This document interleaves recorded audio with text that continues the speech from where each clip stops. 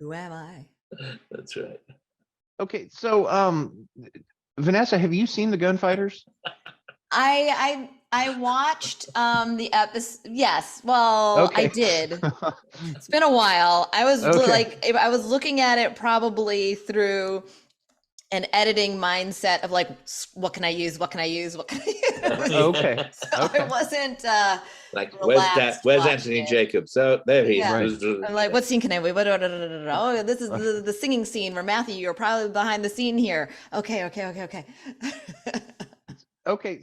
So Matthew, going back to the internet in 1996, as we probably all recall, there were no photos, no videos, and no music in 1996. It was text only. In fact, I think for there to be a Was it background color really? was unusual. Yeah, Was I'm it pretty sure. really? Oh my Yeah, in fact, gosh. all of the backgrounds were gray, and most of the text was blue, unless you had clicked on a link and then it was And I purple, think and I that was was it. writing on WordPerfect. And I don't know whether final draft had come out by 96.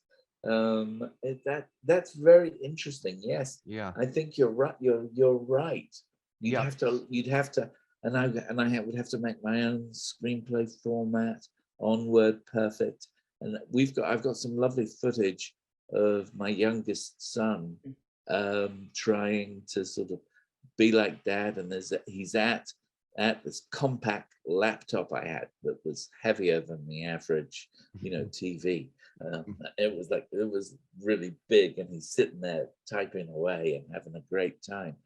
But you're dead right. That was around the time we were doing Doctor Who. Okay.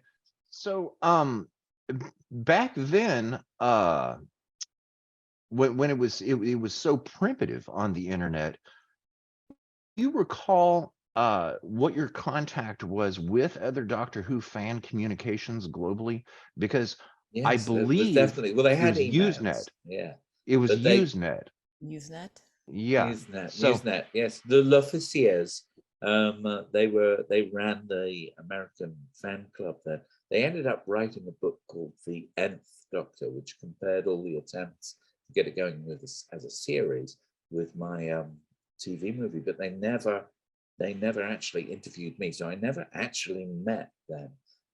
But they were instrumental in pushing Universal over the edge when Universal weren't sure whether or not to green light the show.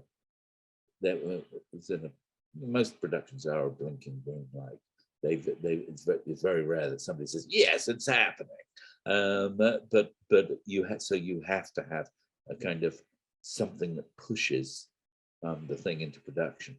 And according to Philip Siegel, the fans bombarded the Universal switchboard and bombarded the Universal emails at the time and the early nice. and ground Universal TV to a halt, holding it to ransom. I suppose it was an early form of ransomware from Doctor Who fans in order to get the TV movie greenlit.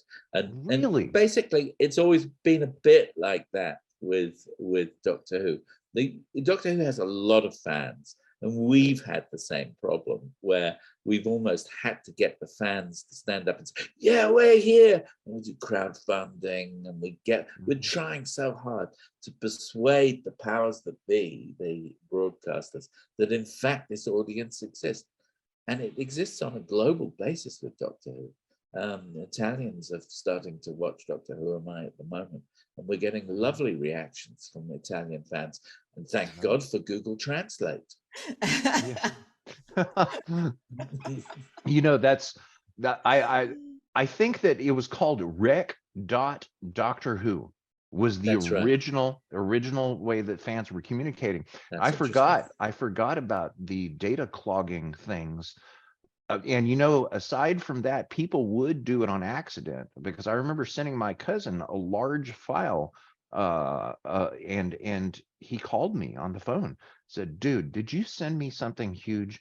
Because now I can't check my email. So you actually could clog an email, and I didn't know about the fans using They did it. They were. Did Did you send me something that was 15 kilobytes? That's Yeah, just exactly. flying up. Yeah, That's because it's right. going to take me a week to download it, and now I can't check my email. Right, Yeah. but That's right. I've got I 2 didn't know. megabytes on my computer. It's a massively powerful machine. Right. You know, the fan bombardment in relation to the movie reminds me of the letter writing campaigns That's right. to bring Star Trek the third season back, and that was spearheaded by Bijou Trimble in Pasadena, Texas, and they were all using pen and paper letter writing. I love it. Wow. So I did not know. Tell me more about that, about what the fans did with the data And it was bombardment. Philip Siegel was telling us about it too, but Yes. Okay. you have all the You- details, Matthew. I But don't have many more details than Okay. we were at a stage, like I said, where Universal could have just gone, nah, I don't want to do it, and then we would have been in Right. problem because the show was not cheap. It was sort of 5 million, which in those days in '96 was a lot of money, and we needed, and I think Universal were putting up. They must have been putting up at least 3 or 4 million. So they were putting up the bulk of the money because they were the production company, and they also, you know, Fox were the distributors for America, but Universal would have had it then for the rest of the world. And so it was a big decision for them, and the fans basically pushed them into that by saying, listen, we're here, there's 250,000 of us, which is what the rough number was in the 90s of Doctor Who fans, as far as I know. And that of course in TV terms in the 90s, that's relatively small, where you'd have an audience of like 6-7 million. You're lucky to get that these days, but in those days, you know, you were looking at audiences in the millions. Okay. So they needed to demonstrate that they were there to push Tom Thayer and the people at Universal into actually signing the checks. So Okay, very interesting. So moving on a little bit later in fandom, did you use Doctor Who forums when they came to the internet and started to become more public, so to speak? I guess this would have been the early 2000s. Yeah, but when the film came out, there was predominantly trolls then roundabout then. There were predominantly There's people. still trolls. There's still trolls. Actually, Still yeah, we still have. They've had children. The trolls have had children, Yeah, and there are troll communities. They're trollettes. We're enduring they're children of the trolleys. original trolls. Yeah. Yes, they. Terrible. So I would avoid it, to be honest, because before, you know, you'd put something up in this sort of in around about 2000, and eventually somebody would say something rude or horrible, or Eventually, every day. And then it got better. It got better, but we dug around. You see it in the documentary. You know, worst movie ever made. Still, we're getting some you know, people like, you know, on Amazon UK, people going like, you know, they've obviously not seen the film, but their review is like 1 star, utter drivel. Right. And that's it. It's not about the TV movie. It's not about the TV movie. Worst thing I've seen in a million years. Kind of, you know, that people enjoy complaining somewhere. There's a wonderful show called What We Do in the Shadows. And there's an energy vampire in there called Colin Robinson, and he decides to become a troll because it's an easy way. An energy vampire is somebody who bores somebody, and you feed off their boredom, right? It's about these vampires who live in Staten Island, and they're all roommates. It's really good if you get the chance to see it. But the episode where Colin Robinson becomes a troll is just wonderful. Look it up, and it's out there as a clip. You see him doing it, and then he starts getting trolled because by another troll. And he goes and they meet up. They meet up, and the other troll is a troll. Okay. And he said, and so I have, I nowadays, I think because of what we do in the shadows, I have an affection for trolls. I think they're funny. They are funny. You have to have a sense of humor about people Right. who have no sense of humor. Right. Yeah. The that's interesting that you didn't use the forums much because of trolling, and same here. And now as far as the Amazon reviews, I don't really place much credibility in those because you don't really know what the person's motivation is, or if they even Exactly. are I think this reviewing. guy had a bone to pick with Kaleidoscope because he said utter drivel. Right. No wonder, because it's Kaleidoscope or something like that. So maybe Yeah. Kaleidoscope had offended him.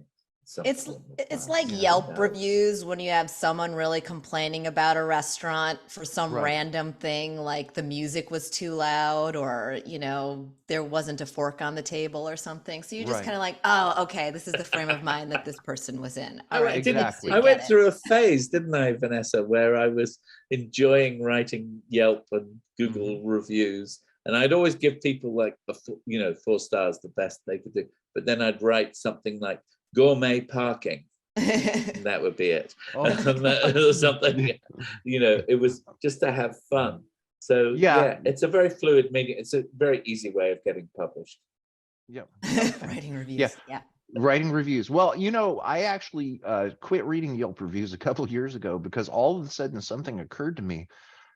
No one on Yelp is ID verified. So anyone can create any fake account that they want and try to drag up or down ratings. And once I realized that, I'm like, that's interesting. So I pretty much quit placing any credibility in that. I see what you're saying. And yes, with Amazon reviews, I'm like, I want to get a vacuum. Same. Which vacuum? And then they all have like 5 stars or 4.5, and you go through, I'm like, how many of these are fake? Exactly. Exactly. Yes. Yeah, and on some of the Amazon reviews, some of the products have actually been taken over and had all of the pictures and the descriptions changed in order to use all of the high ratings. So you can go and look for a vacuum cleaner, let's say, that has like 8,000 reviews. Go all the way back to the bottom of the original reviews, and you'll find out people are reviewing a frying pan.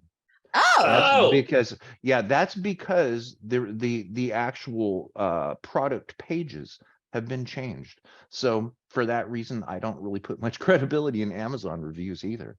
Good. But yeah. Good. So I'm gonna actually try and look for that when I'm like, I don't want to write. I don't want to do anything. I'm gonna dig through it. I'm that freaking frying pan. Okay. So Vanessa, in your past experience on fan feedback in Doctor Who in the early days of the internet, was it similar to that of Matthew?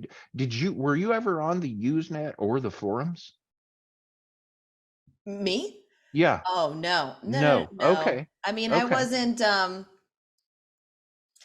I didn't really, this is, the documentary has really been my major bow into the fandom world. Okay. I have been like a Star Trek fan. There was a convention that I really wanted to go to in high school, but I couldn't because of school. But my friend brought me a signed picture of Counselor Troy. So I was very excited about that. I have been to an X-Files convention, but I was very excited to meet Mulder and Scully. Oh, I didn't meet them. They were on the stage. But so no, I haven't had any interaction with the forums and stuff like that. As we discussed, I hear there are a lot of trolls there, but I'm sure there are lots of other great things, there's the positive aspects, I suppose, Yeah, occasionally. Yeah. Well, also, I think one thing that is good about forums and whatever is, prior to it, if you were, say, for example, into something and you felt lonely because you felt like, I'm the only person in this town, who loves whatever, loves gate posts. And then, but you could go online and you'd find that there's somebody else who loved gate posts. They might be in Alaska, but at least you weren't alone. And I think the chances for building community through the internet, obviously there are minuses, but there are more pluses. There are more pluses. I mean, obviously the internet has really progressed because of pornography, has been the driving force between, how do we get video on the internet and streaming and things like that. That industry has led the field quite often. So or it's just a very or just saying any fringe idea can come to the forefront. Yes, and that's plus and minus. So you have a fringe, you'll end up with January the 6th. And, so something like that. There are pluses and minuses to it. The plus is that you don't feel alone to the same degree. It's a community. This little phone is this little window into a community. And if you live by yourself, sometimes it becomes your social life. And at a certain point, you have to say, no, put it down, Matthew. Put the phone in the other room. Try not to reach out. Don't text your old girlfriend.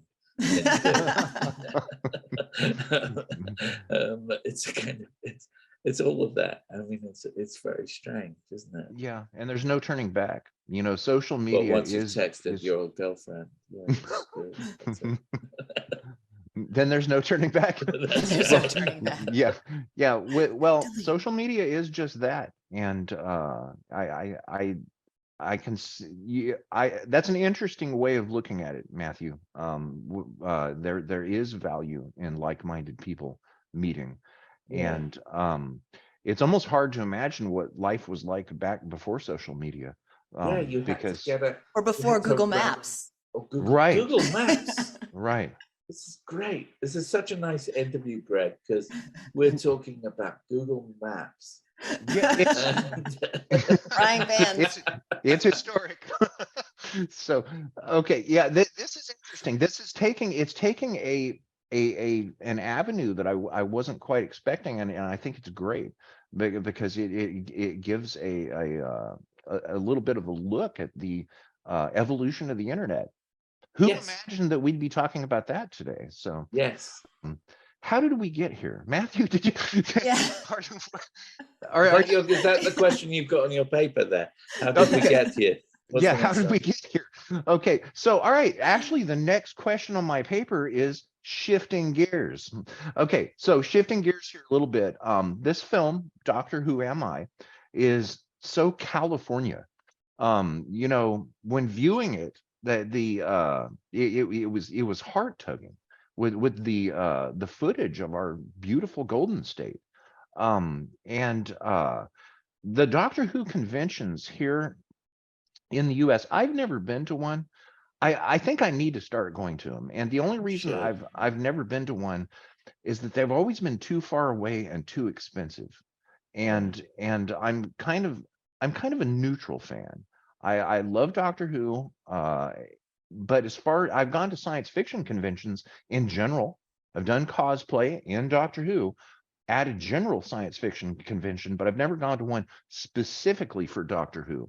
And one thing that I learned in your film is that the conventions in the States seem to be a stark contrast to the ones in the UK. And what I'm wondering is, have you guys been to conventions in the UK? No, I have not. We haven't. No. Matthew got invited to one. I think I'm going. They didn't want to pay my way, so I'm not. I think that was really mean. I'm gonna have a word with them about that. They need to change that. Okay. But Capital, in Gatwick Airport, I'm going there in April. And that'll be my first UK convention. And it's not really about the documentary. I'm there as the writer of the TV movie. So, Okay. but it's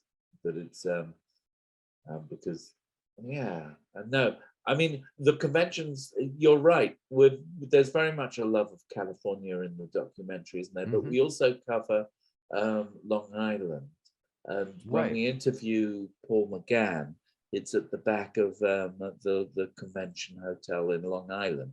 It looks like England. It's sort of misty and green, but also the thing about California, the thing about Americans, I think, is, Vanessa's talked about this. When they decide to go for something, they go for it. When they decide to become a fandom, they really go for it. They dress up. They think you have fan-run conventions. From Doctor Who, there's a lot of fan-run conventions, not like the sort of megacons that are basically expos for science fiction marketing. So the giant Comic Cons where you have hundreds of thousands, scores of thousands of people turning up, there's something sort of, I find personally, and I think Vanessa does as well, but there's something kind of antiseptic about those. Whereas when you go to a fan-run convention, I think you'll enjoy it, Greg. I think you'll like it, because I think you'll find a lot of like minds there, and the social life that happens, up at the end of the day, people hang out together. It's just, and then they go back every year, and they're wonderful. The fan run conventions, I like them a lot. I don't know how much more I'm going to do of them, because there's, as Daphne says in the documentary, there comes a point where you feel like you might be overstaying your welcome. But so far, this is the year for us doing conventions. Okay. So is it a common occurrence in your life for you to be followed around by a camera crew? Yes. Yes. Okay. You don't see there's a camera off screen, actually. There's a whole documentary crew that just wakes up.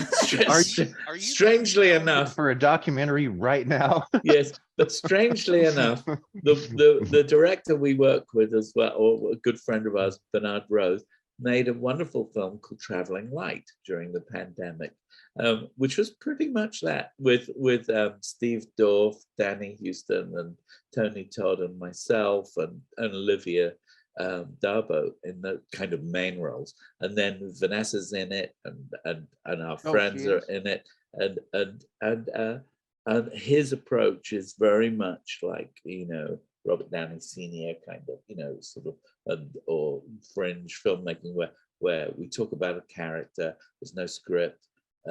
We build the story in front of the camera. Isn't it? Was like that. There's a great sequence with Vanessa and I. So yeah, a lot of our lives get filmed, and we cover that in the documentary. We talk, don't we? Toward the end, there's my son Josh saying, well, we're not surprised that the camera's here because he's come to help me pack. We're not surprised, Because we grew up in like a movie. We grew up in a movie, and then you cut back to some of that footage. Some people they do that. It's taken the place of journaling in a way. People use their phone, and they use video cameras to keep a record of their lives. So yes, I've wondered how there, kids who grew up just with having their whole childhood documented. That almost would, it's like, are you going to be able to remember more because you have all of these photos? Like, I don't have all of these photos from every stage in my life. Everything. Oh, look, he's in the corridor now. Yes, it's like that. It's like my nieces and nephews and their children. They're documenting their children's lives in detail. You talked about this, Greg, oversharing your family. And I'm not saying that my nieces and nephews are oversharing their family, because it's very much on a friends basis, but it means that there's a sort of digital well full of my grandnieces and nephews' early years, and it's. I just wonder if but will people be able to remember their childhood better because of them, or is it still going to be the same thing where you forget?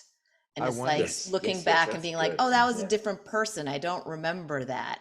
Or I will wonder. yes, it that's a good point. actually, that identity of who you were then still stick with you? I think that'd be interesting. That is interesting. You know, like with us, we may have a dozen Polaroids, Right. and those having that small amount of actual visual documentation of when we were little, as opposed to children these days where they may be given a thumb drive from their parents with 100,000 pictures of them from the Exactly. time they were born. I Or don't a know. hard got drive, a solid Yeah, state drive with all the videos too. It's just thousands of like, them. yeah, I've got yeah. 3 pictures of my birth mother. That's it. Okay, see? See, Yeah, so that's it. yeah. As far as I'm concerned, she passed before I was, when I was about 6 years old. So I have very, very fractured memory of her. It's Mhm. just these odd, rather abstract, strange moments that are in my actual memory. Mhm. And then it's the trauma of her loss, and we learn through trauma. I mean, that's a human thing. That's how you learn to walk. You fall over, and so Right. it's a kind of a so. But every time when there's a big trauma, you kind of learn too much too quickly, and you kind of grow up too fast. Right. But now And where was she? and that's so I only have 3 pictures. Maybe it's the same with you. Maybe how many pictures of your parents do you have? I maybe two. 2. Yeah. Wow. Yeah, that's really surprising. So where Yeah. was your grandmother from? You mean my mother, my I'm birth sorry, mother? your Yeah, mother. she was from England. Yes, she Okay. was from. She was very, very English. Yeah, my father is a Polish family. My mother's family go right back to Rolf the Ganger or William Byrd. They're about as English as you can get. Okay. Vanessa, is your experience the same? Do you have like a small amount of photos of like your grandparents or yeah, hardly any. I know very little about my grandfather. He was like a salesman in Michigan. I know Mhm. he had a run-in with the Purple Gang or something. He was like That sounds some scary. mobsters, and he was like trying to sell something, and basically he was sort of told like, you're not in this turf.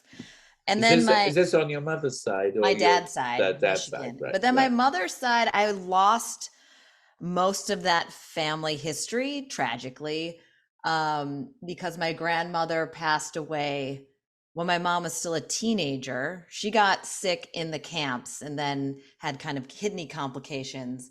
So my grandfather remarried a woman from Japan, and she's the grandmother that I know.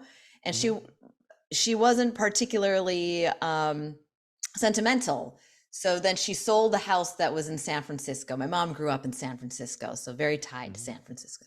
And she sold the house, and with it, my entire family history from the Japan side. So we have a few Oh no. photographs, but everything that was in the camps, like my mom remembers, there are artifacts from camp. Like my mom was a lot younger than all of her siblings, and so she remembered creeping upstairs and opening this sort of handcrafted box that she knew was from Heart Mountain and stuff like that. But yeah, it all pretty much ended up in the trash, so don't Oh have any of no. Wow. that family history. Wow. Okay.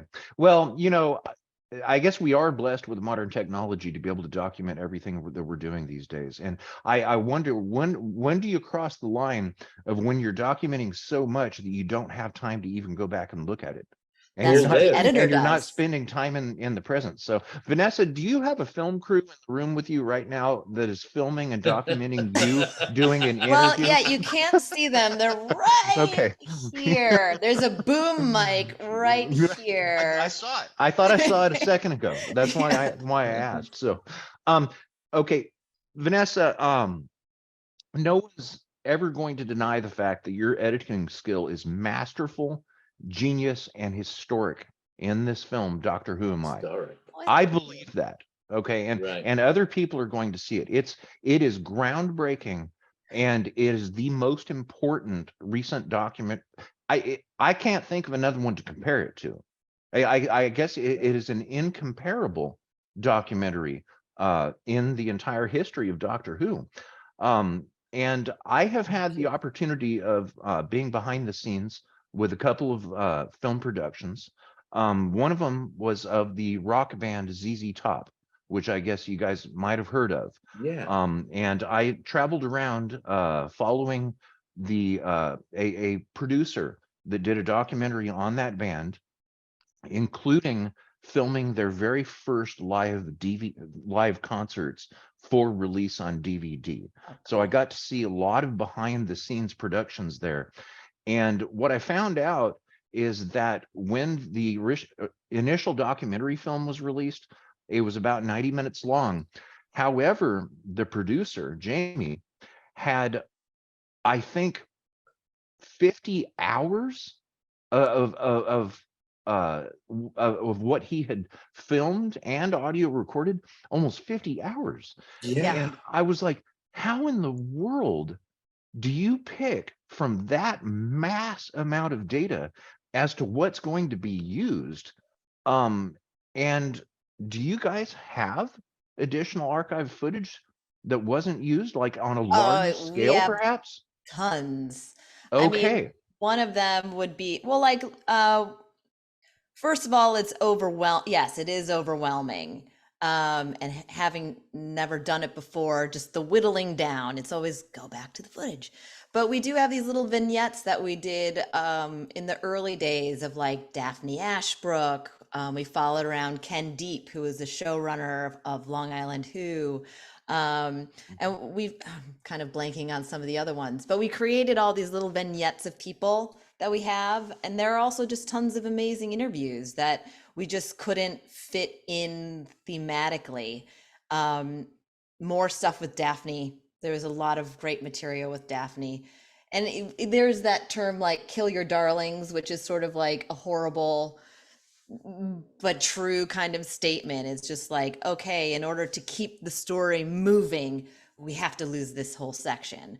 Or like there was like some great stuff with the cosplayers. We actually put that after the credits, so there's some more behind the scenes with some of our cosplayers and stuff. But we had to like, I mean, at some point it's just like, what do you cut just to keep the story going? Because the pace is very quick. We try not it's trying to keep the story so people are interested, you want to watch the next thing. So it was just streamlining. I mean, we were working on it a while. We certainly got to a point where it's like, all right, once the movie starts, you're kind of just going with it.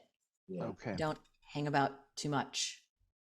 It sounds like to me that this is doing very well. You know, it sounds like you're charting, Mr. Jacobs. You mentioned a position of number 5 at documentary on Amazon UK.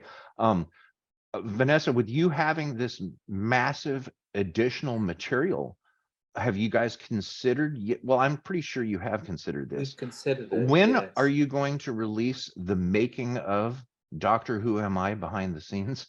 when somebody pays us. Yeah. Okay. It's Okay. I mean honestly, it's like when you make an independent film, basically you're working for nothing for a long time. And Time. you'll hopefully, you know, you see some money back, but the chances are still slim. Yes, I think at the end of the day, we were talking about it the other day, that maybe there's about 81 hours of footage. Wow. Yeah, I should go back and really, I have to fire up the drives and like check. So we could it's certainly over 50. I think it's it's definitely over 50. I think it's something we would do, but maybe we need a little bit of a break. Right. And then or somebody else can do it. Yes, somebody else could Yeah. do it. Yeah, but Yeah. that might be that's a really good idea, Vanessa. That's a fantastic idea. Yes, somebody, maybe there's maybe out there there's a budding great filmmaker editor But we somebody need who the would be budget into first. we need the budget, yes, and they would be happy, So if it's all of that, Okay, all right, I'm down for it. What's the budget? Let's do it. about 120 million, I think. Okay, let me get back to you on that. Yeah, Bitcoin is a bit down right now. So, okay. Avatar, Yeah. the Doctor Who MI version. We'll do it in 3D. Yeah. God. Well, that'd be great. I've Underwater. speaking of things like that, it seems like when Russell T Davies comes back, he's going to go all Disney on Doctor Who. I don't think he'll go with Disney. I think he'll keep its flavor as is. I think Disney will help, because Disney have a very good sense of making stuff and how to market stuff. So I think having Disney in the conversation is going to help. I saw him being interviewed about it, and he's being very positive. And the production company has an LA office now, so it's Bad Wolf, yeah. Oh, Bad Wolf has an LA office? Yes, they do. Yeah. Okay, I didn't know. So I think it's just super smart of Disney. I mean, because they have the whole Marvel franchise, at least they can see the importance or the reach that Doctor Who has. Like it's like going to the UK, Doctor Who is a part of just the culture. Everyone knows it. It is like, it is British, it is there's like the Queen and there's Doctor Who. Yeah. And the Beatles. And Pink Floyd. And the Beatles, yes. Right. And then the list goes on. But I mean, like, here, people who are in the know, but there's still so many more people who can be introduced to this character. And he is kind of like, he's a superhero. He's like an alien, but he's still like us. As well. But he's like us. Maybe according to Matthew, he's half human, but he's like us, and he uses his brain as his superpower, and his sonic screwdriver and his TARDIS, but he still is like a superhero. And so if you put that against like, oh, that's also what Marvel is, Marvel, Disney, Doctor Who, it makes sense. And it is going to open up the fandom, and maybe that's a controversial thing, but the show has always been about changing and becoming something else. So it's exciting. I think it's very positive. Okay, tell you what, in California slang, what if Russell T Davies decides to just go all Disney on Doctor Who, meaning 10 spinoffs, going all Disney? Yeah, I think that might. You mean like Disney Plus have been doing with the Star Wars and the Marvel franchise? Right. What if that might be rather good, because it means there might be a spin-off series including the Eighth Doctor. Yeah, that's exactly what I'm getting to. Yeah, I mean that would be lovely, but there's no guarantee. I think it'll happen incrementally. If the show goes well on Disney Plus, then they'll want more. I mean, it's not the first time that Doctor Who has had spin-offs before. Yes, of course it has, hasn't so it? Torchwood and everything. Yeah. Jane Smith. Jane Smith.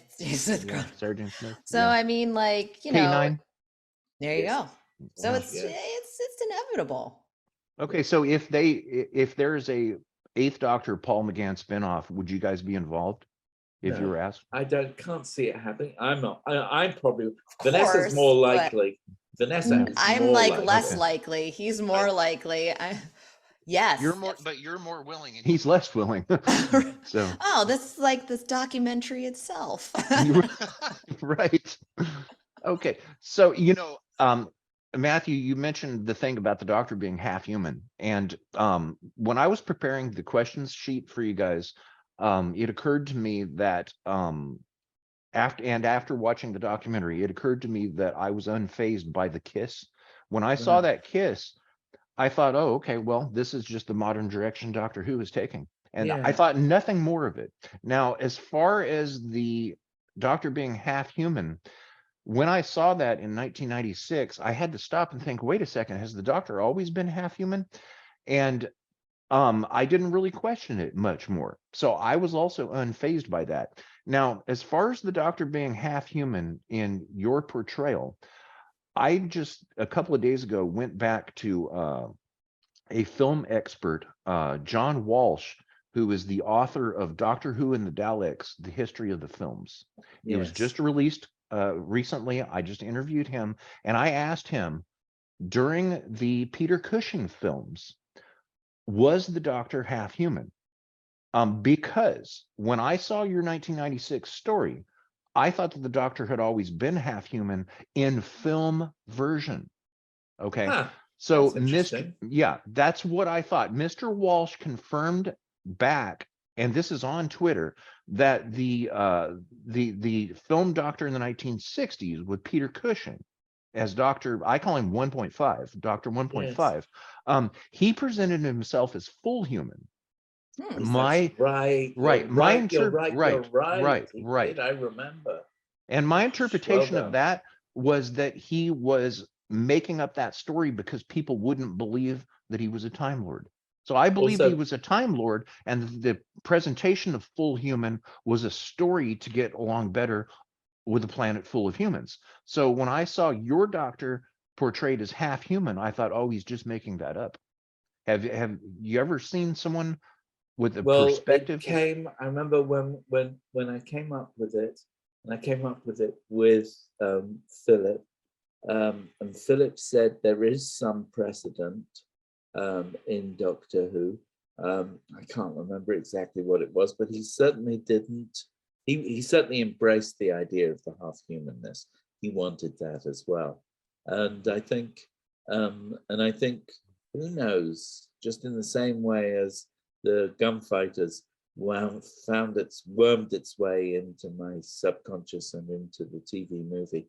Maybe the Peter Cushing outings in the 60s wormed their way in there too. And that was why I assumed he was half human. There was a part of me as well, let's face it, he looks like a human being.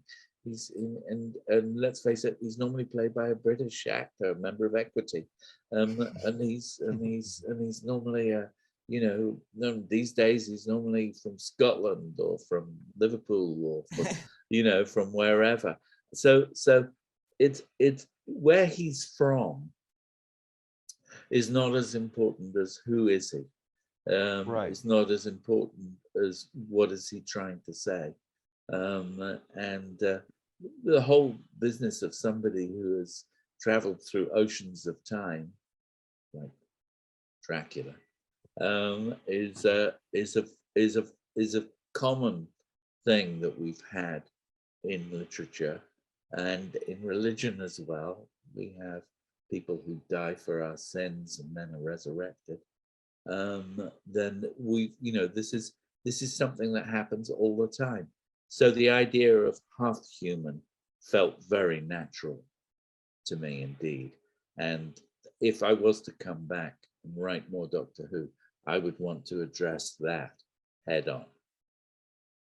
Oh, you should do the Big Finish Big Finish half series, human. Half Human, as That's what they suggested by suggest in the the coffee guy in the crunch. documentary. Yes. Yeah, that would be awesome. Have you contacted Big Finish and offered Well, to? we met Nick Briggs, because obviously you Mm, see us talking to him.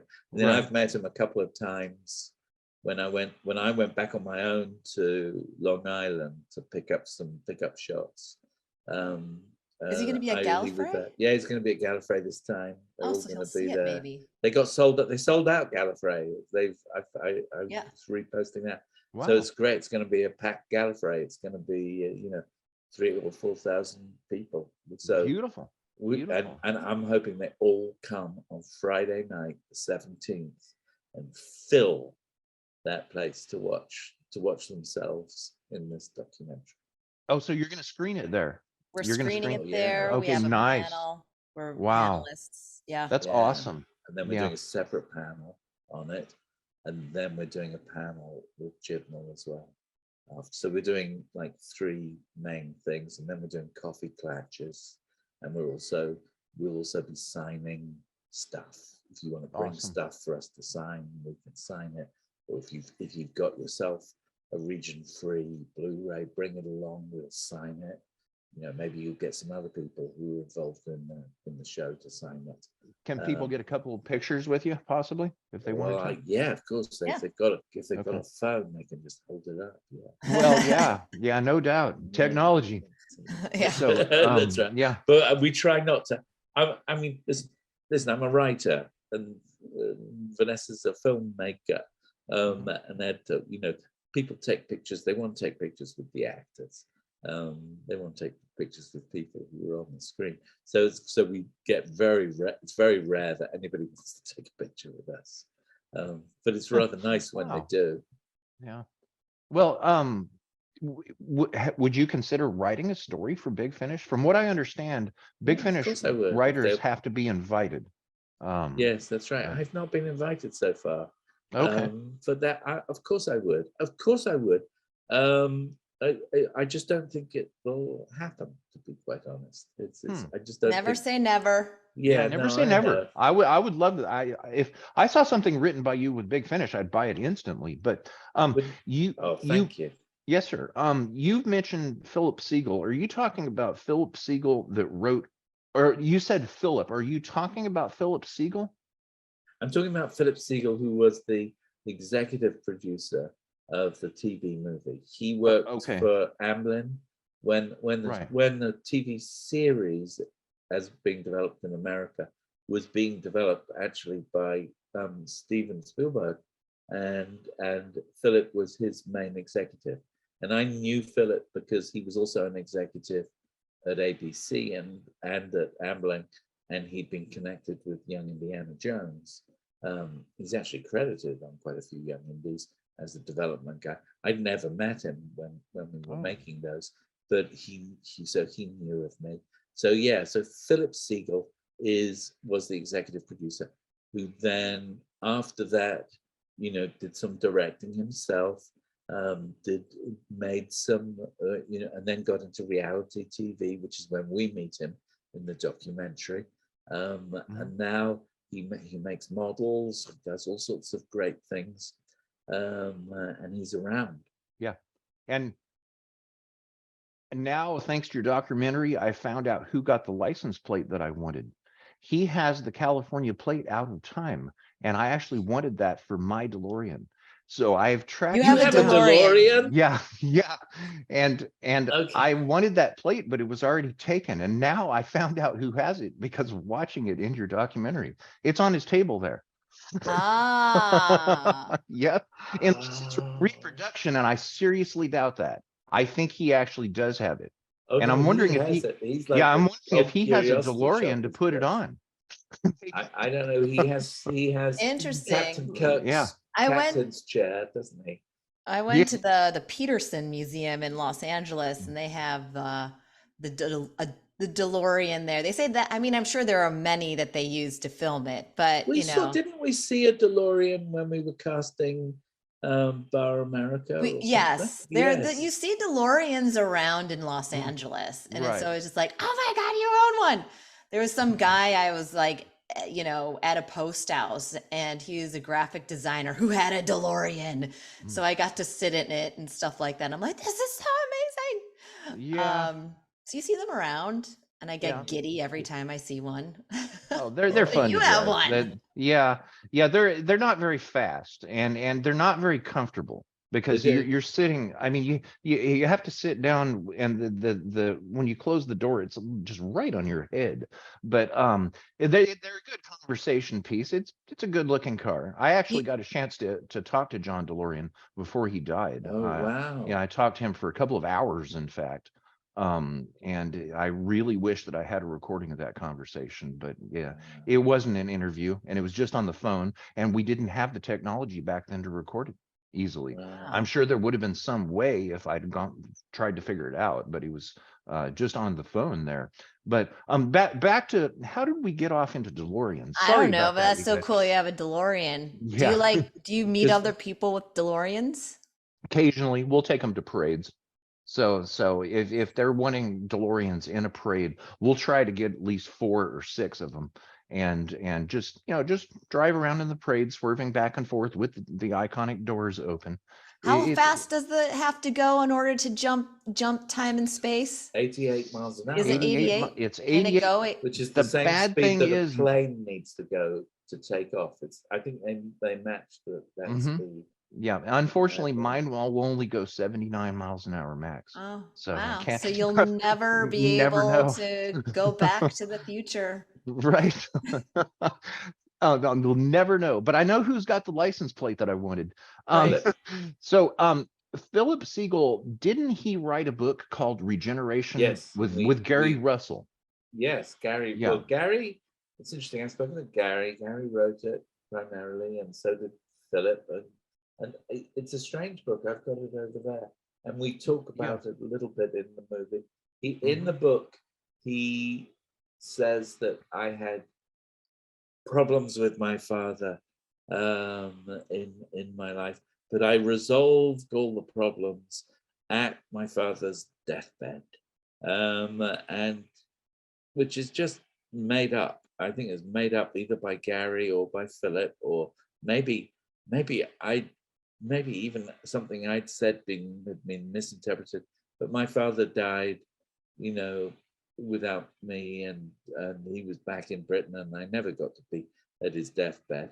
And I didn't have such terrible issues that I needed to resolve them Hollywood fashion, at a deathbed. So I always had mixed feelings about that book, because it was like they'd taken license there, and Philip kind of apologized for that at the Seattle BritCon this year. So I don't have a real bone to pick with him or either. They're trying to sell a book, but it's an interesting book if you're interested in the TV movie. Do you have it, Greg? You have that book? No, I don't. In fact, here's the It's thing. worth finding. The Timescales, a website that our family recently bought, Right. has a catalog of, how many is it? It's a huge amount of stories. It's like 17 or 18,000 stories related to Doctor Who that are listed Wow. in the catalog. And when the site was going to go out of business, the original person or out of business, it doesn't make any profit. It was going to close Right. because the original author that wrote the code got burned out. So one of the unpaid jobs that I inherited was to try to keep the catalog up to date and make sure that every single Doctor Who book, movie, film, comic, story, you name it, is all listed. That way people can Okay. review them. And I was shocked when I started watching your film, and I'm like, wait a second, what is that book? It was not listed on the Okay. timescales. Well, you So should, because it's the seventh. There are a couple of the seminal book on the Doctor Who movie is yes, Regeneration, and then there's and another brilliant one which if you haven't got, you should get. It's a thing called the Black Archive. It's a British yes, publication, and the Black Archive on the TV movie really, really embraces, goes deep dive into. It covers stuff that it's about specifically about the TV movie. It's not about the potential series, and I think that's the best book really, on the TV movie. Yes, the Black from the Archive on Black the TV Archive. movie. Yeah. Okay, now I am familiar with those because those were all in the Timescales catalog. I'm trying to remember the publisher of the Black Archive right now, and I'm drawing a I've got blank. it over there somewhere. I can tell you, Uh, but it's they're definitely worth. I have to Yeah, actually at some point. I have to. We have to bring this to a close. I think. okay, It's been, not in a rush. So whatever else. So what were your final questions? We should do those. okay, yeah, Possible. let's get to those then. I was just going to ask what was the process like of writing the film or the story for the Doctor Who TV movie? Did you just sit down with a blank piece of paper and just Yes. start out with the very first words? Yes. Okay. But more or less that. I mean, yes, it was like my agent rang me up. Do you want to do Doctor Who? I mean, are you kidding? Yes, of course. Right. And then it's like, you're going to have to go and meet Philip at that point at Ambling. So I went, oh, this is great. I'm walking in. There's Steven Spielberg. There's Doctor. I'm riding high, and you get high. And then I sit down and I talk a bit about my dad, and he realizes he's got someone in the room who understands the territory, if you like, because I understood Doctor Who, whereas he hadn't had that before. And so then I kind of improvised the story. And I said, oh, it's a hospital, it's there. And so it came up quite quickly. And it was Doctor Who Am I? It was very simple. The very broad pitch was the Doctor regenerates, regeneration goes wrong. You can't remember who he is.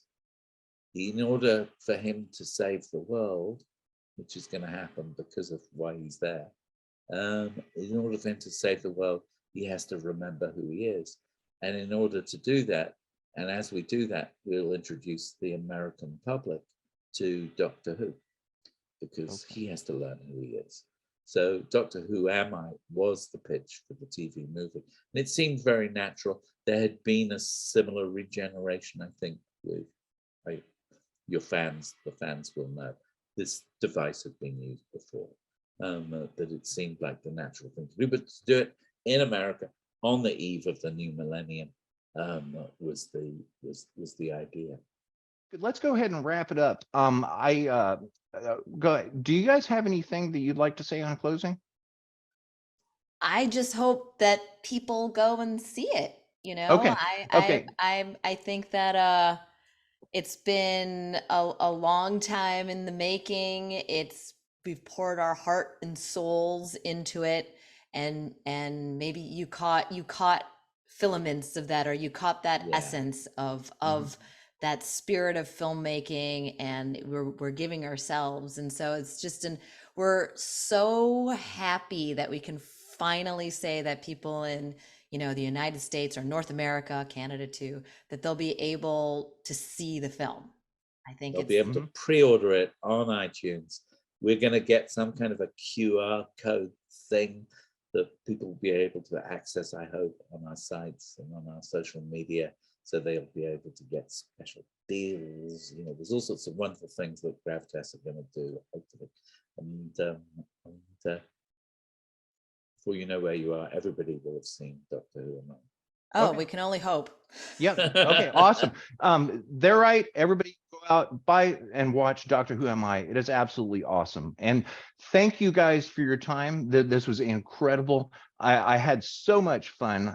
Really appreciate it. And you guys have a nice day, and cheers from Sausalito. Oh, thank you so much. It was such a pleasure being here. Thank you. All right. See you guys later. Yeah.